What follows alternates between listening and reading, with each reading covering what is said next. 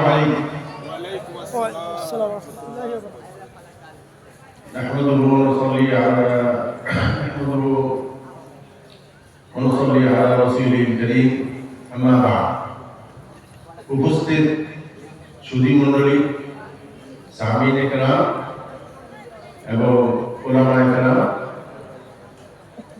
আমি নিজেকে সৌভাগ্যবান মনে করছি দ্বিতীয়বারের মতো এই মাহফিলে আসা।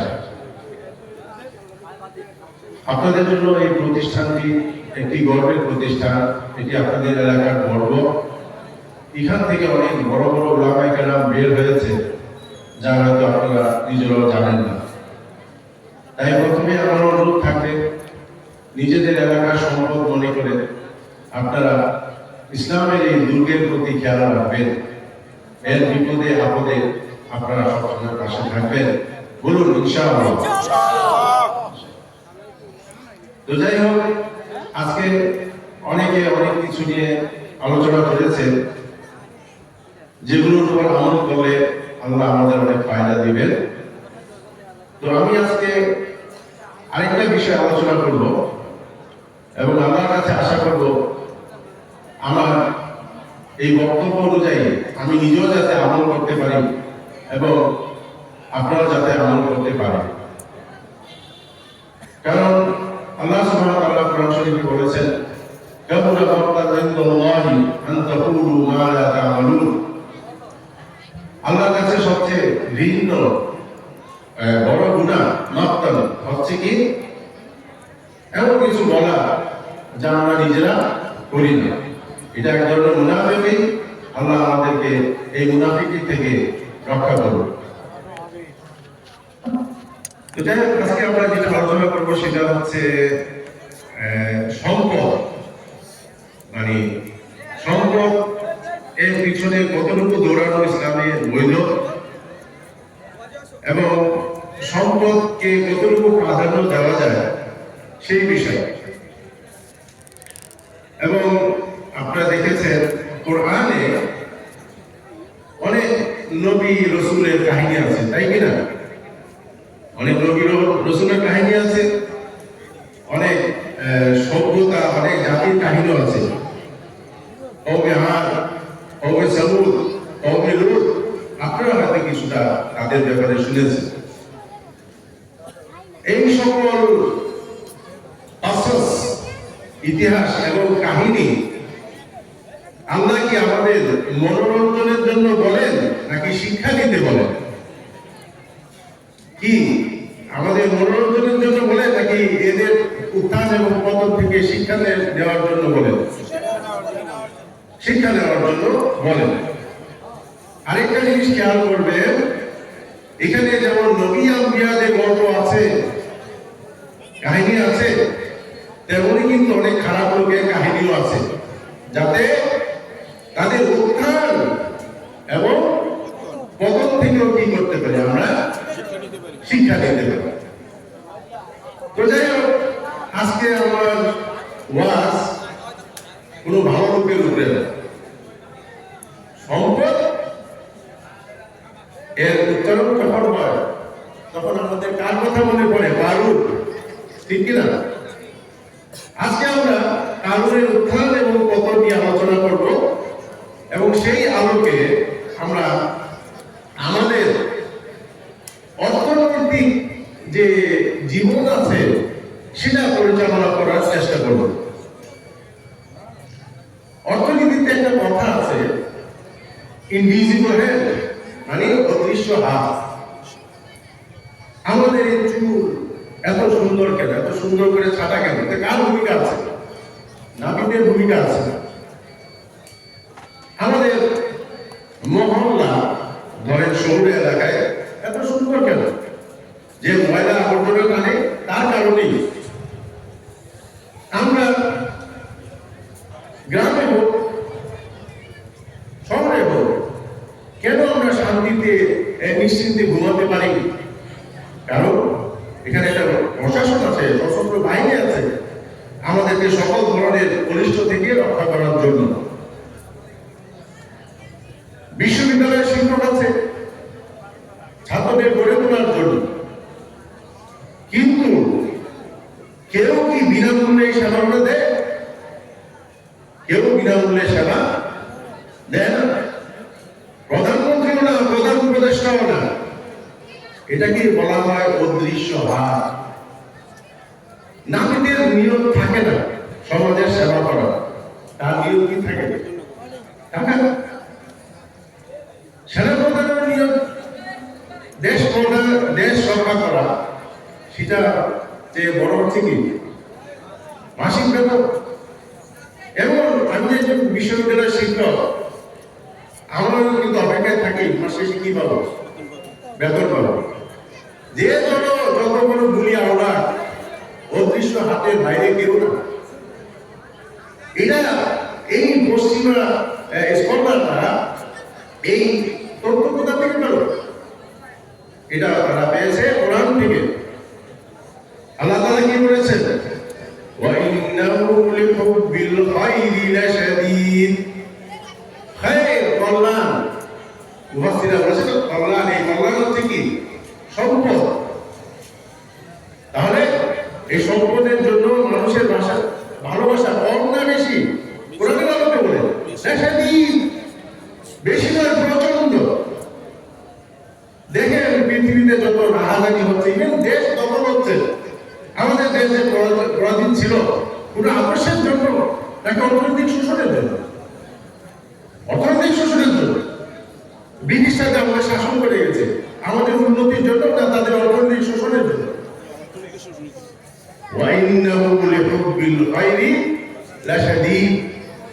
এটাকেই তারা কোরআনের আলোকে বিশ্লেষণ করে নাম দিয়েছে কি? অদৃশ্য হাত। আর যদি ইসলামের বিধানের দিকে তাকান, তাহলে দেখবেন প্রথমে এসেছে ঈমান। এর সাথে অর্থনৈতিক সম্পর্ক আছে না? নামাজ সম্পর্ক আছে অর্থনীতির? নাই। এরপর আপনার আছে রোজা, অর্থনীতির সম্পর্ক আছে সামান্য। সাহাবারা একটা খেজুর খেয়ে থাকতেন, আবার একটা খেজুর খেয়ে কি করতেন? হয়তো এগুলো বিনামূল্যেই পাওয়া যাবে। তার মানে সবের সাথে কি অর্থনীতির সম্পর্ক নাই। কিন্তু যাকাত পুরাটাই কি অর্থনীতি।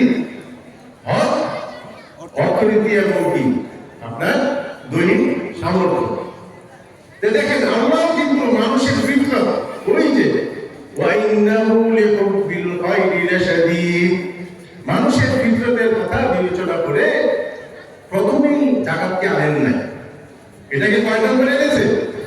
প্রথমে ঈমান, নামাজ, সাওম, তারপরে কি আসছে? যাকাত। এখন তারও আরেকটা বড় প্রমাণ হচ্ছে হুজুর সাল্লাল্লাহু আলাইহি ওয়াসাল্লাম যখন ইন্তেকাল করেন, তখন আমাদের খলিফা কে হন? আবু বকর রাদিয়াল্লাহু আনহু, ঠিক না? আচ্ছা, এখানে দুইটা জিনিস লক্ষ্য করুন। তো হযরত আবু বকর রাদিয়াল্লাহু তাআলা আনহু যখন খলিফা নির্বাচিত হলেন, মুসলিম উম্মাহ তাকে মেনে নিলেন। একদিন হযরত ওমর রাদিয়াল্লাহু তাআলা আনহু দেখলেন যে তিনি কিছু কাপড় চোপড় নিয়ে যাচ্ছেন, টেক্সটাইল যাকে বলি আমরা। তখন হযরত ওমর এসে জিজ্ঞেস করছেন যে আবু বকর, আপনি কোথায় যাচ্ছেন? আমি বাজারে যাচ্ছি। দুই একটা টাকা খাওয়াবো, জিনিসগুলো বিক্রি করে আমি আমার সংসারের লোকজনকে খাওয়াবো। তখন ওমর রাদিয়াল্লাহু তাআলা আনহু বললেন, এভাবে বলে তো আপনি কি রাষ্ট্র পরিচালনা করতে পারবেন না। তখন আবু বকর রাদিয়াল্লাহু তাআলা আনহুর মতো সাহাবা, আমরা যতই দান খয়রাত করি, উহুদ পরিমাণ দান খয়রাত করবো, এটা হাদিসের কথা, তাদের কি এক মুষ্টি পরিমাণ সব মানে আমরা পুণ্যের বরাবর আমরা কি হবো না? এই লোককে হযরত ওমর রাদিয়াল্লাহু তাআলা কি করলেন? তৎকালীন 500 দিরহাম সরকারি কোষাগার থেকে বরাদ্দ করে দিলেন। আপনার পারিবারিক অর্থনীতি কোনো চিন্তা করতে হবে না, আপনি রাষ্ট্র পরিচালনায় মনোযোগ দেন। এটা এক নম্বর ঘটনা শুরুতে। অন্যদিকে সেই একই কথা, যখন দেখলো মহানবী সাল্লাল্লাহু আলাইহি ওয়াসাল্লাম ইন্তেকাল করলেন, তখন একটা দল আর আরব উপদ্বীপে, মানে বর্তমানে যেটা সৌদি আরব, ইয়ামান, আরব আমিরাত, ওমান মিলে পুরোটাই এটা আরব উপদ্বীপ বলে। তারা দেখলো যে মুহাম্মদ সাল্লাল্লাহু আলাইহি ওয়াসাল্লাম মারা গেছে। কেউ বললো আমরা আমাদের কি আগে পৌত্তলিক ধর্মে ফিরে যাই, এদেরকে বলা হয় মুরতাদ। আরেকজন আছে নবী হলে কোনো সুবিধা দেখা যায় না, এখন আমরা সাহাবা একটা চুল পড়লে সময়টা দেওয়ার জন্য ব্যস্ত হয়ে পড়ে এবং জান দেওয়ার জন্য প্রস্তুত থাকে। তাহলে আরেকজন কি করলো, নিজেদেরকে কি করলো, ধর্ম নবী ঘোষণা করলো। তৃতীয় আরেকটা দল ছিল, তারা বলল হযরত আবু বকর খলিফা তার প্রতিনিধিকে যে আমরা ইসলামের সবকিছু মানব, হজও মানব, ইমান তো মানতেই হবে, নামাজও মানব, মানবটা কি কোনটা মানবো না আন্দাজ করার দিকে ওই যে তাদের যুক্তি কি ছিল, আরে ভাই এত কষ্ট করে কামাই, মাঝে মধ্যে লসও হয়, ওখান থেকে আমরা প্রতি জাকাত মানে কি প্রতি 100 টাকা যদি সারপ্লাস থাকে সেখান থেকে 2.5 টাকা দিয়ে দিব, এটাই আমার মূল্যের যুক্তি। আমরা সব মানি কিন্তু কি করবো না, এটা দিতে পারবো না। এটাই হচ্ছে কি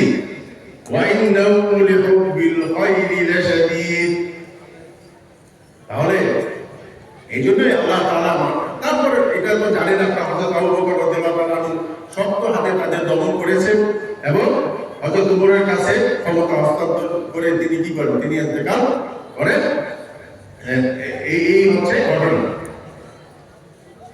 তো যাই হোক, অর্থনীতি এটা হালাল কামাই, বিশেষ করে হালাল কামাই, এটা কিন্তু একটা ইমানের অঙ্গ, তাই কিনা? কারণ হাদিসে কি আছে যে একজন মুসাফির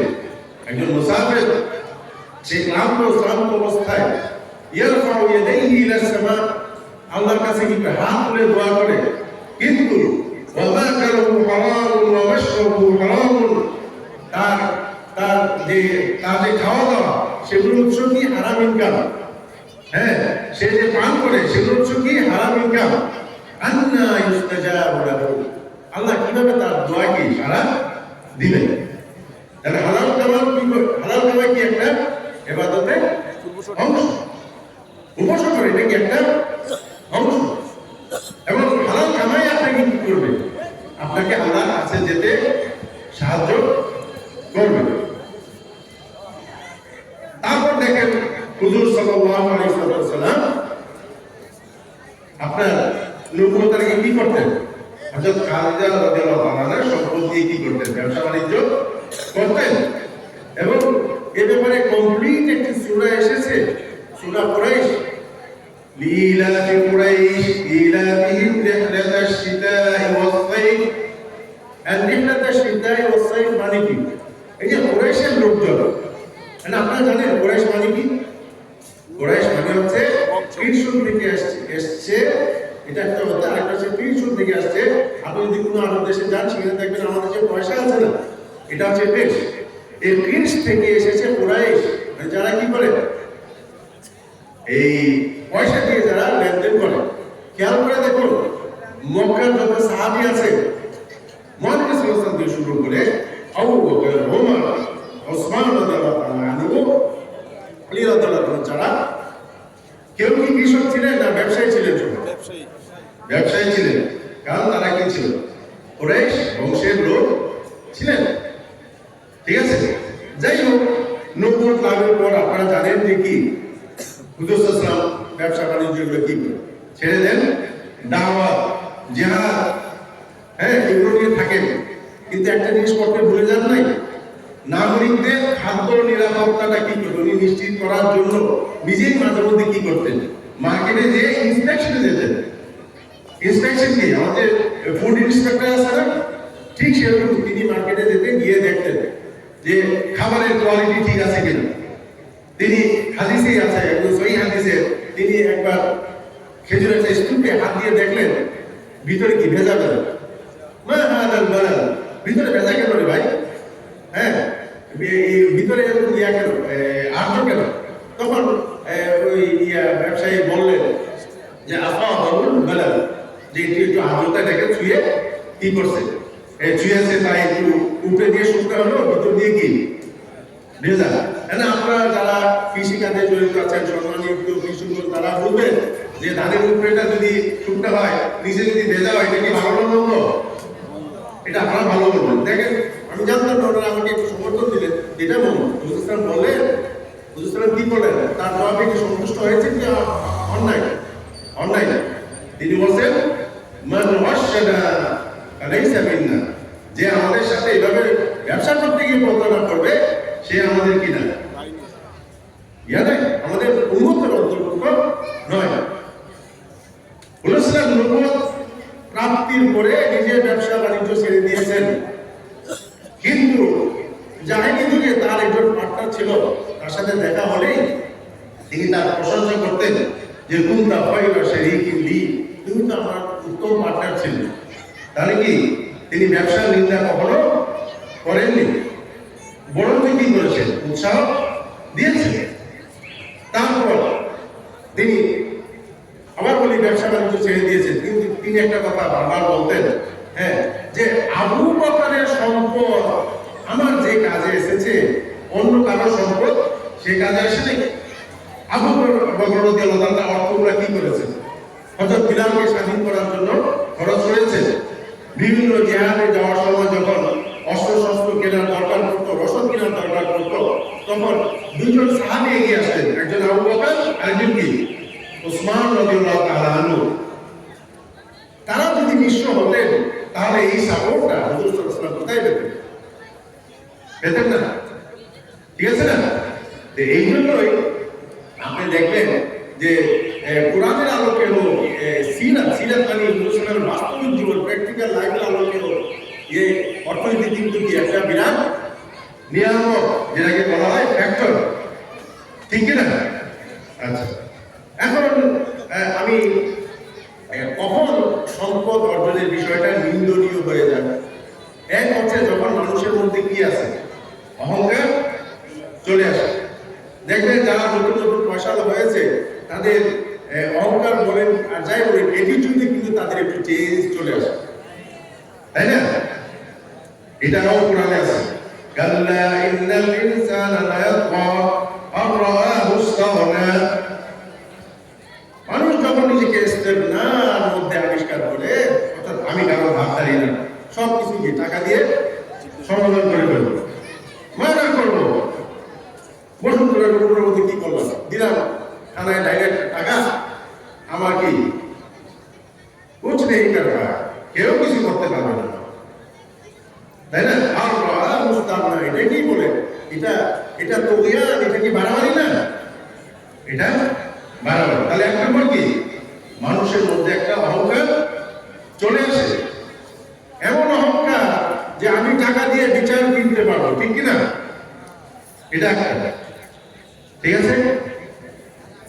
আরেকটা হচ্ছে যে সে তার এই অর্থনৈতিক ক্ষমতা অনেক মন্দ কাজে লাগায়।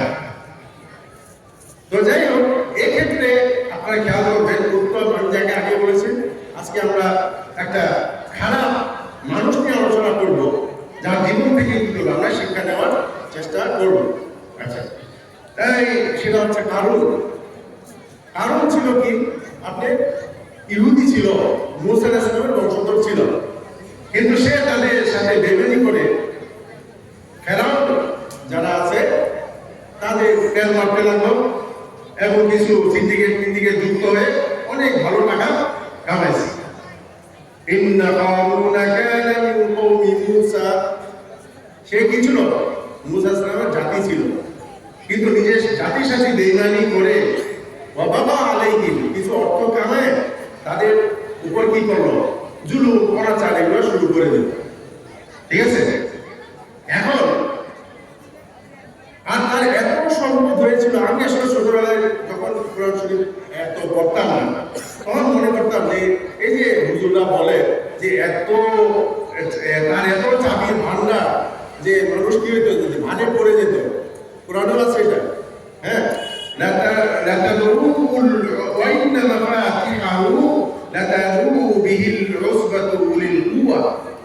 যে তার চাবির ভান্ডার এত বড় ছিল যে কোনো এক ব্যক্তি না, শক্তিশালী লোকের একটি দল পর্যন্ত কি হতো, পুজো হয়ে যেত, তার এত সম্পদ ছিল।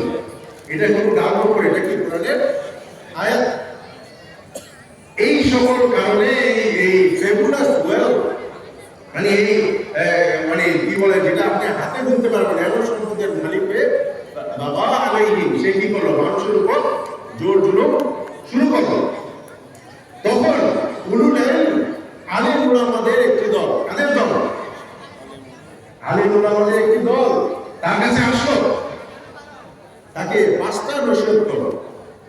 এবং নসিহতগুলো আমি কি করেছি, আমি ঢুকে নিয়ে এসেছি। 1 নম্বর নসিহত, লা তাফরাহ ইন্নাল্লাহা লা ইউহিব্বুল ফারিহিন। তুমি এত বেশি কি করো না, মানে খুশি না, খুশি হওয়াটা কোনো দোষে না, খুশির আবার 2টা ভাগ আছে।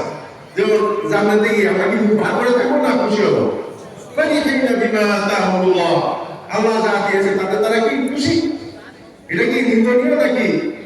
একই জিনিস কি হতে পারে, নিন্দনীয় হতে পারে, প্রশংসনীয় হতে পারে।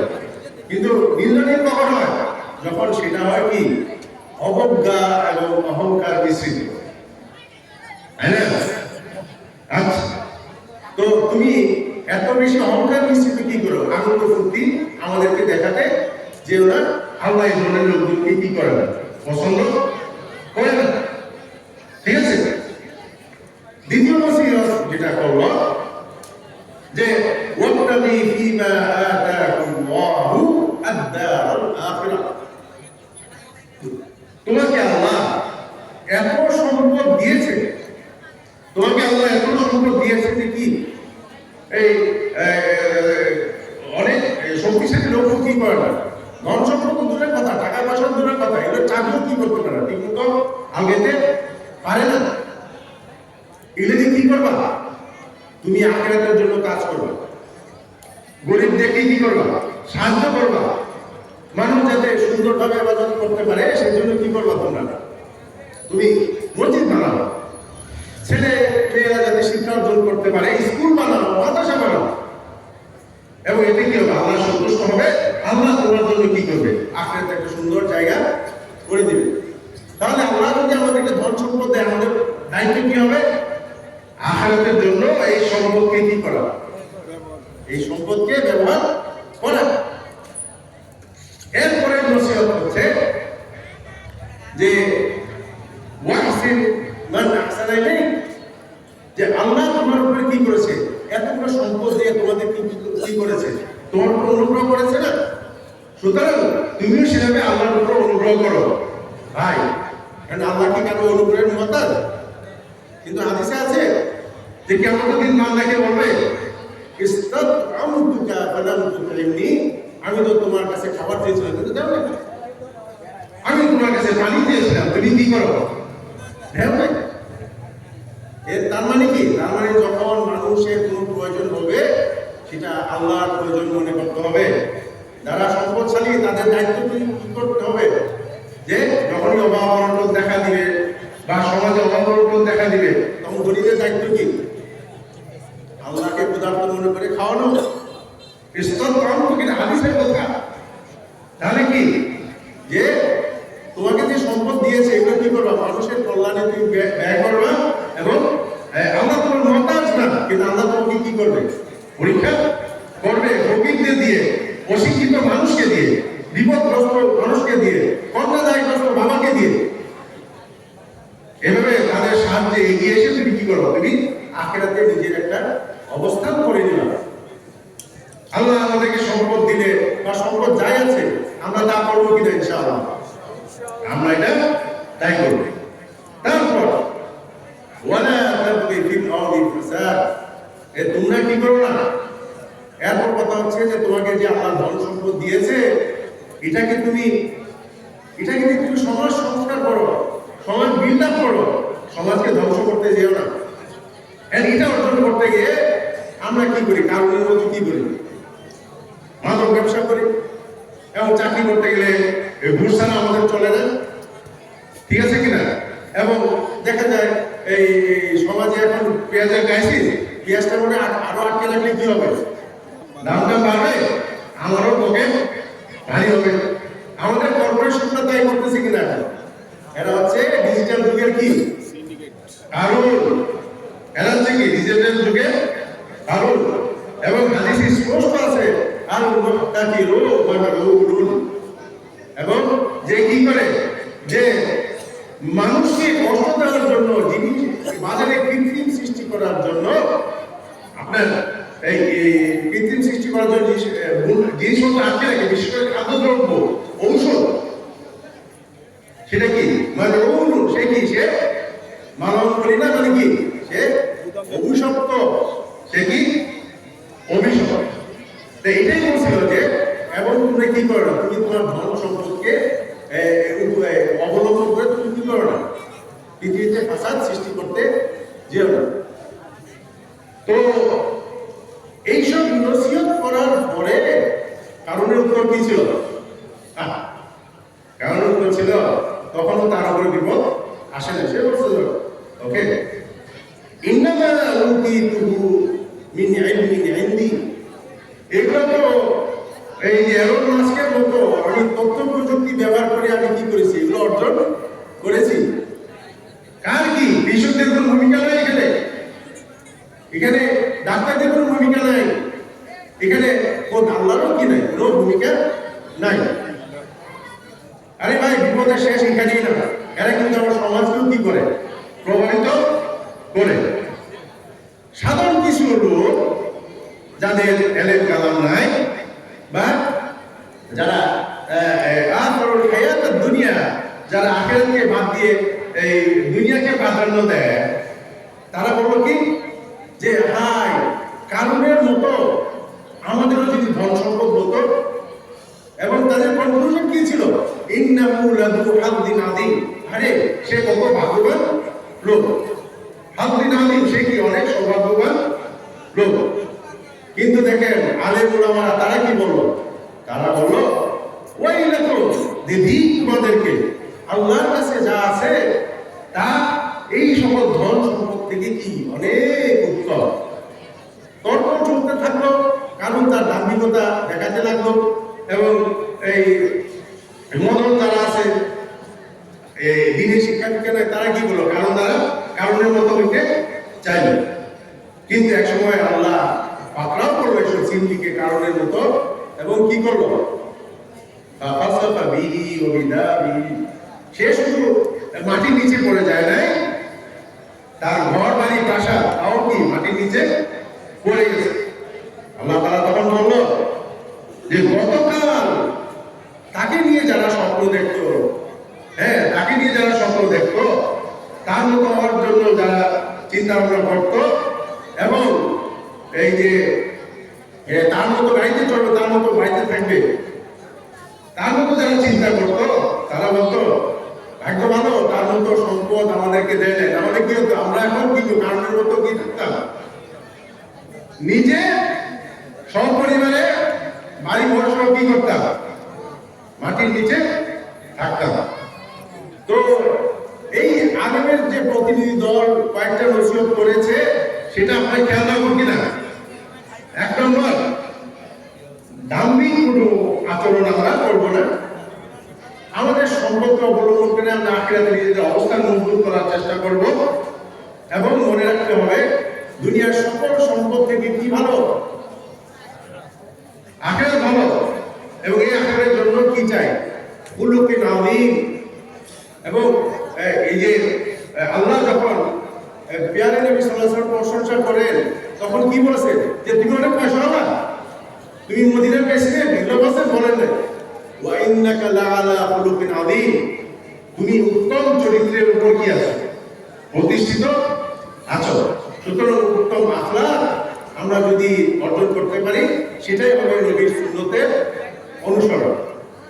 তো আলোচনা আর দীর্ঘায়িত করার সুযোগ নেই। শেষ একটা কথা বললো যে অনেক সময় দেখা যায় যে শালা সরি যে এটা বের হয়ে যায়, এই যে কি হালাল কামাই এত কষ্ট, এটা বাদ দিয়ে তো কি 2 নম্বরই করে টাকা কামাই, পরে তোমার দিল্লা হস্ত করে কি করবো? জাকাত টাকা দিয়ে ভালো আচ্ছা করে দেবে। হ্যাঁ, এটা কিন্তু করা যাবে না, কারণ এটারও সমাধান আল্লাহ দিয়ে দিয়েছেন। আল্লাহ বলেছেন ওয়ামান ইয়াত্তাকিল্লাহ ইয়াজআল লাহু মাখরাজা, তুমি যদি আমাকে ভয় করে কোনো খারাপ কাজ থেকে বিরত থাকো, আল্লাহ তোমার জন্য একটা পথ করে দিবেন। এখানে খাদ্য হবে আল্লাহ ওয়ারযুকহু মিন হাইসু লা ইয়াহতাসিব, এবং তোমাকে এমন জায়গা থেকে আমি রিজিক দিব, তাকওয়া অবলম্বন করে খারাপ একটা কাজ, মজুদদারি হোক, মাদক বিক্রি হোক, তুমি অ্যাভয়েড করেছো, এমন একটা রিজিক দিব মিন হাইসু লা ইয়াহতাসিব, যেটা তুমি কল্পনাও করতে পারো না। আরে ভাই, রিজিকের মালিক কি আল্লাহ না সরকার? আল্লাহ। সুতরাং তাকওয়া অবলম্বন করে আমরা কি করবো, আমাদের অর্থনৈতিক জীবনটা পরিচালনা করার চেষ্টা করবো। তো এবং আমরা যদি শক্ত থেকে, নীতির উপর শক্ত থেকে হারাম কাজ থেকে বিরত হয়, এটার প্রতিদান আল্লাহ কে দিবে? স্বয়ং আল্লাহ দিবে, এবং স্বয়ং আল্লাহ দিবে, যেটা দিবে সেটা অনেক উত্তম প্রতিদান হবে। তো যাই হোক, আমার বক্তব্য এখানেই শেষ। যা বলেছি তার উপর আমল করার তৌফিক আল্লাহ আমাদেরকে দিক। তো ওয়াকিল দাওয়ানা আলহামদুলিল্লাহি রাব্বিল আলামিন।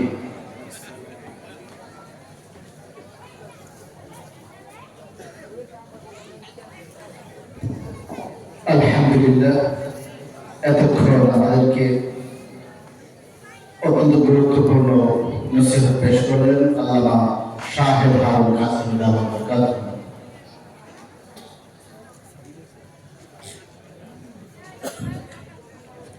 আমরা জানি হিংস্র প্রাণী ক্ষুধা নিবারণের জন্য প্রয়োজনে শিকার করে, কিন্তু কোন প্রাণী তার প্রজাতিকে শিকার করে না। অর্থাৎ বাঘ বাঘকে শিকার করে না, সিংহ শিকার করে না সিংহকে। কিন্তু আমরা মানুষ, আমরা কি সেসব হিংস্র প্রাণীর চেয়েও দিন দিন হিংস্র হয়ে